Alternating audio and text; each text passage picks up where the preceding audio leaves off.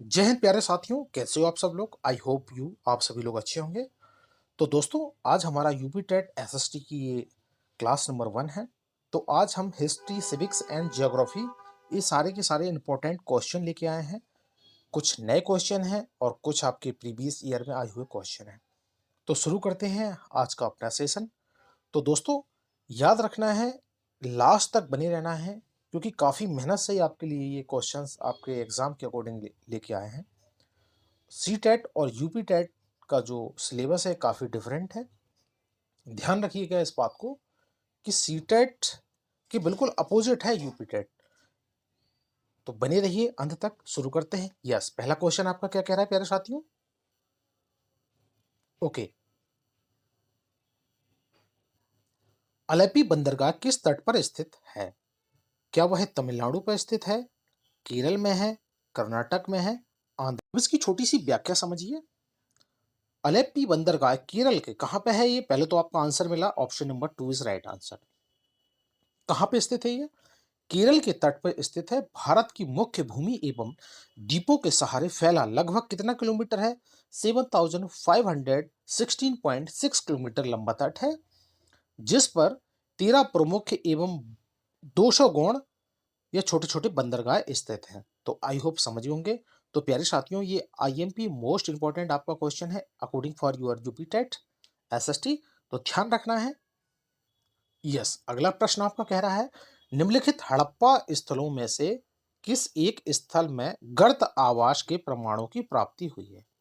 चलिए प्यारे साथियों, ऑप्शन नंबर 1 कह रहा है आपका राखीगढ़ी से, बनावली से, या प्रभास पाटन से, या कुणाल से। तो दोस्तों, इसकी छोटी सी व्याख्या समझिए। हरियाणा के हिसार जिले में सरस्वती नदी, जिसे घग्गर नदी के नाम से भी जाना जाता है, किनारे स्थित कुंडाल। क्या है दोस्तों यहाँ पे? ये कुंडाल स्थान की खोज। ये देखिए, ये आपका कुंडाल है। यहां से ध्यान रखिएगा, थोड़ा सा मिसप्रिंट हो गया है भाई। किसने की है? जगपति जोशी और आर एस बिस्ट ने। कब की है? ध्यान रखना है दोस्तों, इंपॉर्टेंट पॉइंट है, यहीं से पूछ लेगा प्रश्न आपका। 1974 ईस्वी में किया था। चलिए भाई, हड़प्पा कालीन स्थानों में से कुंडाल से गर्त आवास के प्रमाण मिले हैं। यहां से चांदी के 2 मुकुट प्राप्त हुए हैं। ये मोस्ट इंपॉर्टेंट प्रश्न है प्यारे साथियों, ध्यान रखना। इस बार ये पूछ लिया है, अगली बार मुकुट कहां से प्राप्त हैं, कुंडाल कहां है, गर्त आवास, ये आपके मतलब बहुत सारे हैं भाई। कौन है? जगपति जोशी एवं आर एस बिस्ट जी ने। कब इसकी खोज हुई थी? 1974 में। तो इंपॉर्टेंट पॉइंट है, ध्यान रखना है सारे के सारे। देखिए, 2 मुकुट व सोने के गहने प्राप्त हुए हैं। हड़प्पा शैली के क्या भाई साहब? देखिए, ध्यान दीजिए, लाल मृत भांड सर्वप्रथम यहीं से प्राप्त हुए हैं। तो very very very most important प्यारे साथियों, बहुत ही इंपॉर्टेंट प्रश्न है ये आपका, ध्यान रखिएगा। आपका अगला प्रश्न बन रहा है प्यारे साथियों, निम्न में से कौन सा रोस्टोव के आर्थिक विकास की अवस्था नहीं है? चलिए, अब ये रोस्टोव महोदय की काफी सारी अवस्थाएं हैं, इसके बारे में मैं आपको विस्तारित रूप से बाद में बताऊंगा। अब फिलहाल प्रश्न के ऊपर में चलिए। ये पूछ लेता है भाई, यूपी टेट है, ये कहीं से भी कुछ भी पूछ सकता है। सी टेट की तरह नहीं है कि भाई यही आएगा, ठीक है। ये यूट्यूब यूपी टेट है, कहीं से भी कुछ भी उठा के पूछ लेता है। बस आपको ध्यान रखना है, सारी चीजों को आपको कवर करना पड़ेगा। ऑप्शन नंबर 1 कह रहा है परंपरागत समाज की अवस्था, ओके, आत्मस्फूर्ति टेक ऑफ की अवस्था। यह ऑप्शन नंबर 3 कह रहा है अत्यधिक निवेश की अवस्था। यह ऑप्शन नंबर 4 कह रहा है परिपक्वता की अवस्था। तो दोस्तों, इसका राइट आंसर हुआ ऑप्शन नंबर सी। ये मैंने अलग से आपको कलर्ड हाईलाइट कर रखा है, तो आपको दिक्कत नहीं आएगी। आप टेलीग्राम चैनल पे भी आप मैं डाल दूंगा, आप रिवाइज कर लीजिएगा। ये आपके लिए बहुत इंपॉर्टेंट और बहुत आपके एग्जाम में डायरेक्ट प्रोडक्ट फंसने वाले या मिलने वाले प्रश्न हैं। चलिए, तो राइट आंसर इसका हुआ अत्यधिक निवेश की अवस्था, option number C is right answer. आपका अगला प्रश्न है प्यारे साथियों, भूमध्य रेखा पर देशांतर की दूरी। ये यूपी टेट का सबसे फेवरेट प्रश्न है ये, यहीं से बनते हैं भाई। कितना है? 111.32 किलोमीटर, ऑप्शन नंबर 1 ये कह रहा है। ऑप्शन नंबर 2 कह रहा है 112.57 किलोमीटर। ऑप्शन नंबर सी कह रहा है 110.94 किलोमीटर। ऑप्शन नंबर डी कह रहा है 111.78 किलोमीटर।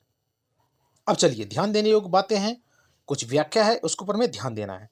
चलिए, भूमध्य रेखा की लंबाई कितनी है? चलिए भाई, कितनी है? 40,076 किलोमीटर। ओके भाई, जिसको 360 डिग्री देशांतर रेखा काटती है, बिल्कुल काटती है, वो आप लोगों ने पढ़ा भी होगा, आपकी बुकों में भी दे रखा है 6-7 क्लास की। इस प्रकार भूमध्य रेखा पर 1 डिग्री के अंतराल पर दो देशांतरों के मध्य की दूरी 40,076 आबलिक 360 अर्थात कितनी होगी प्यारे साथियों? ये एक से डिनोट होता है, ये ध्यान रखना, 1 डिग्री से डिनोट होता है ये, अर्थात 111.32 किलोमीटर होगी। दो देशांतरों की मध्य सर्वाधिक दूरी भूमध्य रेखा पर होती है, जबकि 1 डिग्री अक्षांश की पृथ्वी के धरातल पर दूरी 111.13 किलोमीटर होती है। समझ में आया? तो राइट आंसर क्या हुआ इसका? Option number 1, 111.32 kilometre is right answer. Okay, भूमध्य रेखा पर देशांतर की दूरी होती है 111.32 किलोमीटर। चलिए, मोस्ट इंपॉर्टेंट प्रश्न है ये आपका, ध्यान रखिएगा भाई। किसके बारे में पूछ रहा है? हरित क्रांति से अभिप्राय, ग्रीन रेवोल्यूशन। अब देखना, ये यूपी टेट आपको एक ना एक प्रश्न इसमें से निकाल के देता है, ये मिलेगा आपको, डेफिनेटली आपके एग्जाम में मिलेगा। अभी किससे पूछा? हरित क्रांति से क्या अभिप्राय है। अब चलिए इस कुछ ऑप्शंस को देखते हैं। हरी खाद का प्रयोग करना, अत्यधिक या अधिक फसल उगाना, या उच्च उत्पादकता वैरायटी का प्रोग्राम, बिल्कुल, या हरित वनस्पतियां। अब इसकी सबसे पहले व्याख्या समझिए आप, देखिए, क्योंकि व्याख्या में इसीलिए जोर दे रहा हूं क्योंकि इसी में से आपके प्रश्न बनने हैं। हरित क्रांति का अभिप्राय 1966 और 67 में कृषि उत्पादन में उस तीव्र वृद्धि से है जो ऊंची उपज वाले बीजों व रासायनिक खादों व नई तकनीकों के प्रयोग के फलस्वरूप हुई। देखिए यहां तक इंपॉर्टेंट है आपका। सबसे पहले क्या मिला? 1966 से 1967, ठीक है। अब आगे चलिए, देखिए हरित क्रांति शब्द का प्रयोग सर्वप्रथम किस महोदय ने किया था? विलियम गोड ने कहा था, ठीक है ना, गोड ने किया था। अच्छा, हरित क्रांति का जो जनक है ये नॉर्मन बोरलॉग महोदय हैं। यहां तक ये देखिए, ये प्रश्न तो आपको मिलेगा भाई, हरित क्रांति के जनक कौन है? नॉर्मन बोरलॉग महोदय हैं। और भारत के अंदर में कौन है? Doctor MS. स्वामीनाथन जी हैं। परंतु ये विलियम गोड ने किया था भाई। क्रांति शब्द का प्रयोग सर्वप्रथम विलियम गोड ने किया था। ये जो ऑप्शन है ये मतलब आता है पर कम परीक्षाओं में पूछा जाता है। सबसे ज्यादा आपके आते हैं नॉर्मन बोरलॉग महोदय और भारत के अंदर में स्वामीनाथन जी। अब इस प्रश्न के ऊपर में भी ध्यान रखना है कि विलियम गोड ने किया था सर्वप्रथम, ठीक है ना, हरित क्रांति का प्रयोग। अब ये आपको दोनों पता है परंतु विलियम गोड के बारे में आप लोगों को कम पढ़ा होगा। तो आई होप इस प्रश्न से आप भली भांति समझ गए होंगे। तो राइट आंसर हुआ आपका इसका ऑप्शन नंबर सी भाई, उच्च उत्पादक वैरायटी प्रोग्राम, ठीक है। चलिए अगला प्रश्न है आपका, डोकलाम पठार रिक्त स्थान के त्रिसंगम स्तर पर स्थिर है। चलिए भाई, कहां पे है भाई? भारत, म्यांमार, चीन में है। भारत, चीन एवं पाकिस्तान में है। बांग्लादेश, म्यांमार एवं भारत में है। इंडिया, चाइना एंड भूटान में है। अब इसकी छोटी सी व्याख्या समझते हैं। डोकलाम पठार भारत, चीन एवं भूटान के त्रिसंगम स्थान पर स्थित है। तो राइट आंसर हो गया इसका ऑप्शन नंबर डी, आप लोगों ने समझ गए होंगे भाई इसकी व्याख्या से, इंडिया, चाइना एंड भूटान। आगे देखिए, जिसकी भारत के नाथुला दुर्रे से दूरी कितनी किलोमीटर भाई? 15 किलोमीटर है। अब आपको पता चल गया होगा कि नाथुला दर्रा भी भारत के अंदर में है, बेसिक सा प्रश्न है। और कितनी किलोमीटर दूरी है? 15 किलोमीटर। चलिए भाई आगे क्या रहा है? चुंबी घाटी में, कहां पे है डोकलाम? चुंबी घाटी में स्थित डोकलाम सामरिक दृष्टि से भारत और चीन के लिए काफी महत्वपूर्ण है। बिल्कुल है भाई, महत्वपूर्ण है। साल 1988 और 1998 में भूटान और चीन के बीच समझौता हुआ था। दोनों देश डोकलाम में शांति बनाए रखें। फिलहाल डोकलाम भारत चीन के मध्य एक विवाद स्थल बना हुआ है। बिल्कुल बना हुआ है, कुछ ही समय आप लोगों ने देखा होगा ये डोकलाम विवाद हुआ था, नहीं हुआ था, जिसमें एक मोस्ट इंपॉर्टेंट है, ध्यान रखना है बिल्कुल। ये fact to fact, line to line उठ के आती है आपके एग्जाम में। चलिए, प्लेसर निरपेक्ष पाए जाते हैं, कहाँ पाए जाते हैं प्यारे साथियों? जलोढ़ पंखों तथा घाटी तल में पाए जाते हैं। डेल्टा व लोअस में पाए जाते हैं। टिल मैदान व हिम दरारों में पाए जाते हैं। निमजित तट तथा विलियम घाटी में पाए जाते हैं। पहले इसकी व्याख्या समझते हैं। प्लेसर निरपेक्ष जलोढ़ पंख तथा घाटी तल में पाए जाते हैं। आपको उत्तर पता चल गया होगा, option number 1 is right answer. आगे चलिए, नदियों की तली में खनिजों का अवसाद के रूप में निरपेक्षण, प्लेसर, निष्पेक्ष, निक्षेप कहे जाते हैं। ठीक है, यहां तक समझ में आ गया। तथा प्लेसर निम्न प्रकार के होते हैं, जैसे जलोढ़ प्लेसर, समुद्र तट प्लेसर, पैलियो प्रेशर्स आदि। ये निरपेक्ष प्राचीन नदी चैनलों, सूखी घाटियां, समुद्र तटों तथा तटों की रेत या आसपास के जल निकायों में पाए जाते हैं। यहां तक ठीक है प्यारे साथियों। इन निरपेक्षों में मुख्य रूप से क्या पाया जाता है? सोना पाया जाता है, Magnite, monazite, Zircon, rutile, Jain अयस्क पाए जाते हैं, एक्सेट्रा एक्सेट्रा। तो राइट आंसर आपको पता चल गया होगा, जलोढ़, पंखों तथा घाटी तल पे। अगला प्रश्न है आपका प्यारा साथियों, ग्राबेन उत्पन्न होते हैं। चलिए भाई, कहां से उत्पन्न होते हैं ये? अपक्षय से उत्पन्न होते हैं, वलन से उत्पन्न होते हैं, या भ्रंश से उत्पन्न होते हैं, या अपर्दन से उत्पन्न होते हैं? तो इसकी व्याख्या समझते हैं प्यारे। भ्रंश की क्रिया द्वारा उत्पन्न रिफ्ट घाटी या दरार घाटी, ये तो आप लोगों ने पढ़ रखा हो ना, रिफ्ट घाटी है, ये दर्रा महत्वपूर्ण स्थलाकृत होते हैं। किसी स्थान पर जब दो सामान्य भ्रंश कई किलोमीटर की लंबाई में एक तरफ पड़ते हैं कि उनके बीच का जो भाग नीचे धंस जाता है, बीच में दस टाइप की होती है ना, दोनों तरफ में ऊंचा रहता है, नीचे की तरफ में धंस जाता है, और एक बेसिन या घाटी का निर्माण हो जाता है। ठीक है, तो इसे ग्राविन उत्पन्न कहते हैं। तो भ्रंश से उत्पन्न होते हैं। तो option number C is correct answer. किसी को डाउट होता है तो कमेंट कर देना। चलिए, अगला प्रश्न आपका कह रहा है, प्राकृतिक का स्थान एक सलाहकार से अधिक नहीं है। भाई, ये कथन किसने कहा है? क्या जिमरमैन ने कहा है, शावर ने कहा है, वाइडल डी ला ब्लास के द्वारा कहा गया है, या टेथम के द्वारा कहा गया है? तो प्यारे साथियों, ये option number C is right answer होगा इसका। ब्लास महोदय के द्वारा कहा गया है। तो ये बुक एंड ऑथर्स के भी प्रश्न आपके कभी कभी पूछ लिए जाते हैं, तो मोस्ट इंपॉर्टेंट था, मैंने इसीलिए आपको करा दिया। अगला प्रश्न क्या कह रहा है, उपलब्धता के आधार पर निम्न में से कौन से संसाधनों का वर्गीकरण सही है? चलिए दोस्तों, ऑप्शन नंबर 1 कह रहा है सर्वसुलभ, जो सभी को प्राप्त हो जाए, सामान्य सुलभ, सामान्यता से प्राप्त हो जाए, या फिर दुर्लभ हो जाए। तो ऑप्शन नंबर 1 तो ये हो गया। अप्रयुक्त, साम्यत या गुप्त हो जाए, शाश्वत या संवर्धनीय या असंवर्धनीय हो जाए। ऑप्शन नंबर डी कह रहा है प्यारे साथियों, अप्रयोजनीय, संभव या दुर्लभ। तो बताइए क्या होगा राइट आंसर इसका? बिल्कुल, option number 1 is right answer. भाई, सर्व सुलभ, सबको सुलभ हो, और सामान्य तौर पर सुलभ हो, फिर वह दुर्लभ हो। तो option number A is right answer. अगला प्रश्न क्या कह रहा है, काल बस्ती से संबंधित है। भाई चलो, कौन है ये काल बस्ती? काल बस्ती क्या है? तुंगू होती हैं, याकूत होती हैं, सकाई होती हैं, या मसाई होते हैं? तो प्यारे साथियों, इसकी पहले तो व्याख्या समझिए। ये है मसाई जनजाति, तो इसका राइट आंसर हुआ ऑप्शन नंबर डी। अब देखिए, मसाई पूर्वी अफ्रीका के कीनिया, उत्तरी तंजीनिया तथा पूर्वी युगांडा में निवास करने वाले जनजाति हैं। ठीक है, तो ये तो उसका राइट आंसर आपको पता चल गया कि मसाई जनजाति है। अब इसके कुछ इंपॉर्टेंट फैक्ट हैं और जनजातियों के, जो मैंने आपके साथ में शेयर करूंगा। मानव आवास व एवं जनजातियां। चलिए, युर्त कहाँ पाए जाते हैं? किर्गिज या किर्गिज के अंदर में पाए जाते हैं। इग्लू कहाँ पाए जाते हैं? भाई, ये एस्किमो इसके अंतर्गत रहते हैं। इग्लू के अंदर में कौन रहते हैं? एस्किमो ही तो रहते हैं ना। ये सी टेट का प्रश्न है, काफी पूछा होगा, आप पूछा जाता है।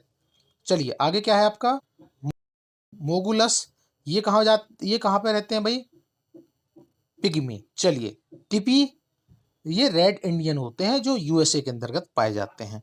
तो समझ में आ गया होगा आप लोगों को। अगला प्रश्न है आपका, विश्व में धान उत्पादन में देशों के समूह में अवरोही क्रम में। अब आपसे पूछ लिया अवरोही क्रम, आगे आपको पूछ लेगा आरोही क्रम। तो अवरोही क्रम के अंतर्गत में क्या कह रहा है? भारत, चीन, Brazil, Bangladesh. Option number B कह रहा है चीन, भारत, जापान, इंडोनेशिया। ऑप्शन नंबर सी कह रहा है चीन, भारत, पाकिस्तान व इंडोनेशिया। और ऑप्शन नंबर डी कह रहा है आपका प्यारे साथियों, चीन, भारत, इंडोनेशिया, संयुक्त राज्य अमेरिका। तो राइट आंसर क्या हुआ? राइट आंसर हुआ ऑप्शन नंबर डी। बिल्कुल, पहले आपका आता है चीन, फिर आता है भारत, फिर इंडोनेशिया, फिर संयुक्त राज्य अमेरिका। तो यहाँ तक आप समझ गए होंगे। अब अवरोही क्रम ये पूछ लिया, आगे आपको आरोही क्रम मिल जाएगा। तो मज़ा आ रहा है क्लास के अंदर में, तो प्लीज़ अपने सर के लिए, भाई के लिए सबसे पहले तो चैनल को सब्सक्राइब करो। यदि आपको डेली सेशन चाहिए तो एग्ज़ाम के अकॉर्डिंग बिल्कुल आप समझ लीजिए कि निश्चिंत हो जाइए, छोड़ दीजिए मेरे ऊपर।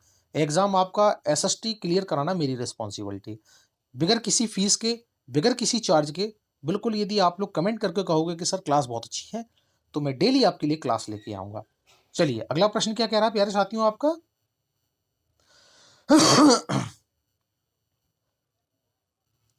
शिव समुद्रम जल विद्युत गृह स्थापित है उत्तर प्रदेश के अंतर्गत, तमिलनाडु में, कर्नाटक में, उड़ीसा में।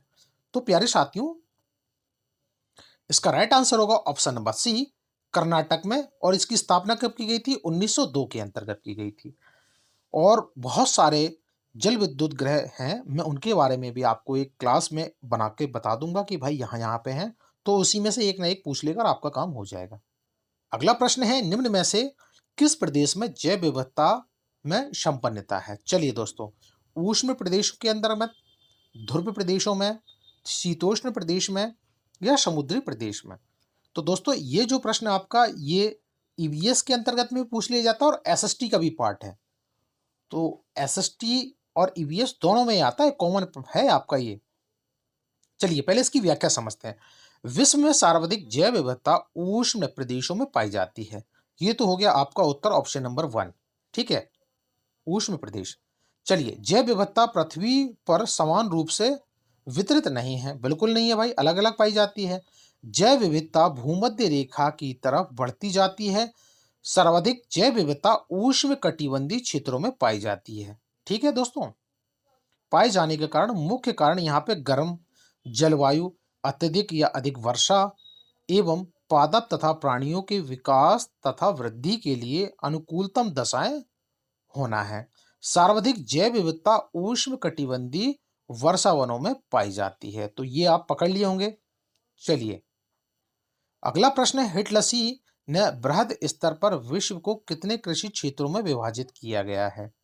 चलिए एससीईआरटी की किताब से पूछा गया है भाई, ये 13 प्रकार के क्षेत्रों में बांटा गया है। 1936, right, option number C is correct answer. अगला प्रश्न है यर्थ। देखिए मैंने आपको बताया था ना कहाँ पाया जाता है, पहले वाले में पीपीटी के अंदर में था ये। निम्न में से किस प्रजाति का घर है? चलिए एस्किमो का है, पिग्मी का है, बुशमैन का है, या खिरगीज का है? तो बताइए क्या होगा इसका राइट आंसर? आंसर तो आप लोगों ने पढ़ लिया है पहले ही, आपको इससे पहली वाली स्लाइड के अंतर्गत में मिल गया था, खिरगीज का है ये। ठीक है, अब इसकी छोटी सी व्याख्या समझिए। खिरगीज जनजाति मध्य एशिया के ऊंचे पठारी क्षेत्रों में निवास करती है। भाई इसके प्रांत का नाम क्या है? किर्गिजिया। अब देखो, सहस्त्रों वर्षों तक खिरगीज लोग चालवासी पशुचारण का जीवन व्यतीत करते थे। बिल्कुल करते थे भाई। ये लोग स्टेपी क्षेत्रों में निवास करते हैं। यहाँ पे स्टेपीज, यहाँ पे घास पाई जाती हैं। ये आगे आपको प्रश्न मिलेगा। ठीक है, और ये खानाबदोशी पशुपालक होते हैं। खिरगीज के आवास घर को क्या कहा जाता है? युर्त कहा जाता है। ठीक है, तो ये आंसर आपको मिल चुका होगा। प्रश्न में भी आंसर दे रखा है और आंसर में भी प्रश्न दे रखा है। तो ये बहुत अच्छा मैं आपके लिए लेके आया हूं, जिससे आपको समझने में बहुत सुविधा हो। अगला प्रश्न क्या कह रहा है आपका? निम्नलिखित में से किस एक को संपन्नता का झरना या स्रोत कहते हैं? भाई कोयले को कहा जाता है? नहीं, कोयले को तो नहीं कहा जाएगा भाई। क्या खनिज तेल क्षेत्र को कहा जाता है? हो सकता है। प्राकृतिक गैस हो सकता है, सौर ऊर्जा हो सकता है। अब इसकी व्याख्या समझते हैं। देखिए, खनिज तेल क्षेत्र को संपन्नता का झरना कहा जाता है, तो आपको आंसर मिल गया होगा, ऑप्शन नंबर 20 राइट आंसर। प्रथम विश्व युद्ध के बाद तेल ऊर्जा का महत्वपूर्ण स्रोत बन गया और विश्व की राजनीतिक गतिविधियों में मध्य पूर्व के देशों का महत्व बहुत अधिक हो गया। जब स्थिति यह हो गई कि अरब राष्ट्रों के हाथ में खनिज तेल आश्चर्यजनक भू राजनीतिक हथियार है। बिल्कुल है भाई, अरब कंट्रीज, गल्फ कंट्रीज में तो ये बिल्कुल भू राजनीतिक हथियार ही है ना, जिसके द्वारा वे शक्ति प्रदर्शन करते हैं। बिल्कुल करते हैं भाई। दुबई वगैरह में क्या था? कुछ नहीं था पहले, लेकिन अभी क्या है भाई, वहां पे काफी सारे तेल के कुएं हैं। तो ये भू राजनीतिक और उनकी संपन्नता का हथियार बन गया। अगला प्रश्न क्या कह रहा है आपका? पिट्सबर्ग औद्योगिक प्रदेश किस देश में अवस्थित है? चलिए देखिए आपको कहाँ पे है, ये रूस में है, संयुक्त राज्य अमेरिका के अंतर्गत में है, ब्रिटेन में है या पश्चिमी यूरोप में है। तो इसकी व्याख्या समझते हैं। पिट्सबर्ग औद्योगिक प्रदेश विश्व का सबसे बड़ा क्या है, पहले तो ये समझिए लोहा इस्पात है ये। अब अगला प्रश्न आपको पूछ लेगा पिट्सबर्ग में औद्योगिक कौन सा उद्योग किया जाता है, तो आप राइट आंसर लगा देना, लोहा एवं इस्पात उत्पाद होता है, यहाँ पे उत्पादक क्षेत्र है, राइट। चलिए, यह संयुक्त राज्य अमेरिका के उत्तरी पूर्व में स्थित है। संयुक्त राज्य अमेरिका का लगभग आधा लोहा एवं इस्पात यहीं से तैयार होता है। कहां से? पिट्सबर्ग से प्राप्त होता है। आगे समझ में। इस औद्योगिक क्षेत्र को कोयला अपलेशियन क्षेत्र से एवं लोहा अयस्क मैसावी रेंज से प्राप्त होता है। कहां से प्राप्त होता है? मैसावी रेंज से प्राप्त होता है। मोस्ट इंपॉर्टेंट पॉइंट है। और ओहियो नदी प्रणाली से जल एवं परिवहन की सुविधा प्राप्त होती है। तो राइट आंसर हो गया ऑप्शन नंबर बी, संयुक्त राज्य अमेरिका इज करेक्ट आंसर। अगला प्रश्न है एकांकी ग्रामीण बस्तियां कहां पाई जाती हैं? चलिए दोस्तों, सह्याद्री के उच्च भागों में पाई जाती हैं, रायलसीमा प्रदेश में पाई जाती हैं या बघेलखंड में पाई जाती हैं, महाराष्ट्र का लावा पठार में पाई जाती हैं। तो पहले इसकी व्याख्या समझिए। एकांकी ग्रामीण बस्तियां सह्याद्री के उच्च भागों में पाई जाती हैं। तो आपको राइट आंसर पता चल गया होगा, option number is one is right answer, Sahyadri के उच्च भागों में पाई जाती है। ठीक है। इस प्रकार की बस्तियों का जो विकास उच्च पर्वतीय क्षेत्रों में सड़कों एवं पहाड़ियों की पगडंडियों के किनारे हुआ है। बिल्कुल जो पहाड़ों के पास में नहीं होती, पगडंडी टाइप की बनी होती है, तो वहां पे इनका विकास हुआ। भूगोल में बस्तियों के पदानुक्रम शब्दावली को प्रस्तावित एवं विकसित करने का श्रेय अब देखो किसे जाता है। ये मिला एक और आपको, वाल्टर क्रिस्टालर। अब ये मिला ना आपको वाल्टर क्रिस्टालर, ये भी इंपॉर्टेंट फैक्ट है भाई। उन्होंने 1933 में अपना केंद्रीय स्थान स्थापित किया था। तो आपको बहुत सारी चीज इसमें मिल गई होंगी इंपॉर्टेंट। अगला प्रश्न आपका क्या कह रहा है? बुशमैन हेटोटांट प्रजाति संबंधित है, किससे संबंधित है भाई? पहले इसकी व्याख्या समझिए। बुशमैन हेटोटांट प्रजाति का संबंध कहां से है भाई? देखो ये रहा उत्तर आपका, निग्रोएड प्रजाति से है। तो आपका राइट आंसर हुआ ऑप्शन नंबर वन, निग्रोएड प्रजाति से है। ये देखिए, देखिए बुशमैन कालाहारी मरुस्थल में पाए जाते हैं। ये कहाँ पाए जाते हैं? देखो अगली बार आपका पूछ लेगा कालाहारी मरुस्थल में कौन पाए जाते हैं, तो आप लोग बता सकते हो ना सारे के सारे, हाँ सर ने पढ़ाया था भाई, ये कालाहारी मरुस्थल में पाए जाते हैं। जबकि हेटेनटाट मुख्यतः दक्षिण पश्चिम अफ्रीका में पाए जाते हैं। अब ये भी आपको मिल गया, हेटेनटाट कहाँ पाए जाते हैं? दक्षिण पश्चिमी अफ्रीका में पाए जाते हैं। भाई इनकी जो त्वचा का रंग कैसा होता है? पीला होता है। ठीक है। बुशमैन एवं बांटू के मिश्रण से हेटेनटाट प्रजाति का उद्भव हुआ है। ये मोस्ट इंपॉर्टेंट है प्यारे साथियों, मोस्ट इंपॉर्टेंट प्रश्न है आपका, ये मिलेगा। यूपी टेट पहले जैसा नहीं रहा, अच्छे ढंग के प्रश्न पूछता है। ग्रिफिथ टेलर ने मानव प्रजातियों के संबंध में प्रवास कटिबंध सिद्धांत का प्रतिपादन किया है। चलिए भाई यहां तक ठीक है। इस सिद्धांत को कटिबंध स्तर सिद्धांत भी कहा जाता है। तो इस प्रश्न ने आपको काफी सारे इंपॉर्टेंट फैक्ट दिए हैं, तो समझ गए होंगे आप लोग। चलिए अगला प्रश्न आपका बनता है, डेड सागर, डेड सी, मृत सागर द्वारा निर्मित एक झील भाई कौन सी है? अंशघाटी है या जलोढ़ पंख है, बल्टन है, बलन है या फेटर है? चलिए अब इसका थोड़ी सी व्याख्या समझते हैं हम। मृत सागर अंश घाटी द्वारा निर्मित एक झील है, बिल्कुल है भाई। तो इसका राइट आंसर हुआ ऑप्शन नंबर वन। भाई ये क्या है? अंश घाटी है। यह रिफ्ट घाटी का महत्वपूर्ण उदाहरण है। चलिए भाई इसकी तली सागर तल से कितनी है भाई? 8066.33 किलोमीटर नीचे है। किसी स्थान पर जब दो सामान्य अंश कई किलोमीटर की लंबाई में इस तरह पड़ते हैं कि उनके बीच का जो भाग है बेस बेस जाए, तो इस प्रकार निर्मित स्थलाकृति का रिफ्ट घाटी कहते हैं। समझ में आ गया? जिसे डेड सी, मृत सागर जॉर्डन और इजराइल के मध्य स्थित है। ये देखिए इंपॉर्टेंट पॉइंट आपको यहाँ मिल गया भाई, डेड सागर कहाँ पे है? जॉर्डन और इजराइल के मध्य स्थित है। ओके, समझ में होंगे आप लोग। चलिए क्लास पसंद आ रही है नहीं आ रही सभी को? तो लाइक करो, पहले तो चैनल को सब्सक्राइब करो। अगला प्रश्न क्या कह रहा है? संभववाद के जनक किसे कहा जाता है? लुसियन फेबे को कहा जाता है, जीन पूस को कहा जाता है, ईसा बोमेन को कहा जाता है या जी टेलर को कहा जाता है? तो प्यारे साथियों, राइट आंसर हो गया इसका ऑप्शन नंबर 1, बुशियन फैबे को कहा जाता है। अगला प्रश्न है, भारत का विपुल दुग्ध उत्पादक राज्य कौन सा है? भाई बताओ, सारे के सारे बताओ। अरे भाई, कौन सा राज्य है? अपना प्यारा Uttar Pradesh. Yes, option number C is right answer. आगे तो पढ़ने की जरूरत ही नहीं थी आप लोगों को। आर्थिक क्रियाकलापों के विकास का सही क्रम कौन सा है? चलिए दोस्तों, भाई पहले आपका कृषि आएगा, नगरीकरण आएगा, व भोजन संग्रह आएगा। तो ऑप्शन नंबर 1 तो ये कह रहा है। ऑप्शन नंबर बी क्या कह रहा है? भाई पहले आपका भोजन संग्रह आएगा, फिर उसके बाद में आपका औद्योगिकरण व कृषि आएगा। ऑप्शन नंबर सी क्या कह रहा है? पहले कृषि, बाद में भोजन संग्रह व नगरीकरण। चलिए, अब आपका ऑप्शन नंबर डी कह रहा है भाई सबसे पहले तो आप भोजन संग्रह करो। अब कैसे करोगे? कृषि से करोगे, फिर उसके बाद क्या करोगे? आप औद्योगिकीकरण करोगे। तो सिंपल सा था, बेसिक आपका अंडरस्टैंडिंग बेस्ड क्वेश्चन था। तो राइट आंसर हो गया आपका ऑप्शन नंबर डी। भाई सबसे पहले आप खाने पीने की व्यवस्था करोगे, है ना? और खाने पीने की व्यवस्था कैसे करोगे? कृषि से करोगे। फिर जब ये दोनों चीज डेवलप हो जाएंगी तब आप औद्योगिकरण ही तो करोगे ना। तो option number D is right answer. चलिए, अगला प्रश्न है आपका, अवर वंडरिंग कंटिन्यूड्स नामक पुस्तक किसने लिखी थी? चलिए भाई, वी ग्राइट ने लिखी, टुइट ने लिखी, वैगनर ने लिखी, या जीएस डरी ने लिखी? तो प्यारे साथियों, इसका राइट आंसर होगा आपका ऑप्शन नंबर बी, एडू टुइट के द्वारा लिखी गई है ये। अगला प्रश्न आपका क्या कह रहा है? गारो राजमहल विदर का निर्माण किसने किया था? चलिए भाई, ऑप्शन नंबर 1 कह रहा है संवलन ने, संधि ने, या भ्रंश ने, या अधिक्षिप्त वलन ने? तो प्यारे साथियों, इसका राइट आंसर हुआ ऑप्शन नंबर सी, अधभ्रंश के द्वारा किया गया है। अगला प्रश्न क्या कह रहा है? निम्नलिखित में से किस प्रकार के अधिवास का विकास सड़क, नदी या नहर के दोनों किनारों पर होता है?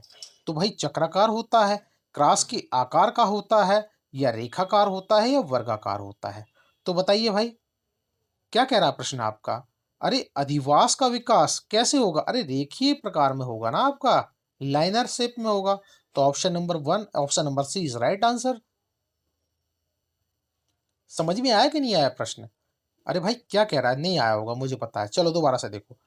निम्नलिखित में से किस प्रकार के अधिवास का विकास, ठीक है, अधिवास का विकास सड़क, नदी या नहर के दोनों किनारों पर होता है? तो बिल्कुल भाई रेखाकार में ही तो होता ना, ऐसे रेखा के समान ही तो होता ही नहीं होता। तो option number C is right answer. चलिए, यहाँ पे होती है आपकी एसएसटी की क्लास कंप्लीट। तो बताइए कैसी लगी? आपके लिए हेल्पफुल होगी, आपके एग्जाम के अकॉर्डिंग काफ़ी मेहनत करके क्लास बनाई गई है, और बिल्कुल काफ़ी अथेंटिक्स और बढ़िया आपके एग्जाम के पैटर्न के हिसाब से क्वेश्चंस हैं। और सी टेट के अपोजिट है यूपी टेट, ये कहीं से भी कुछ भी पूछ सकता है। आप इसके सिलेबस को ज़रूर पढ़ लीजिए, लेकिन और बहुत सारी अथेंटिक जानकारी आपके पास में होना बहुत ज़रूरी है। क्यों? पहले जैसा यूपी टेट का जो प्रोसेस है वो नहीं रहा है। काफ़ी खिंचाव और काफ़ी लंबत्तता के कारण इन्होंने ये सिस्टम चेंज किया है। तो अपनी तैयारी को एकदम मजबूत रखिए और बनी रहिए अपने दोस्त के साथ। तो क्लास आप लोगों के लिए मैं डेली लेके आऊँगा। तो प्लीज़ अपने भाई का, अपने सर का चैनल सबसे पहले तो आप सब्सक्राइब करिए, लाइक करिए और कमेंट करके बताइए कि क्लास आप लोगों को कैसी लगी। तो यहीं पे होता है ये हमारा कंप्लीट सेशन। मिलते हैं नेक्स्ट सेशन में। तो अपना ध्यान रखिए। जय हिंद, वंदे मातरम।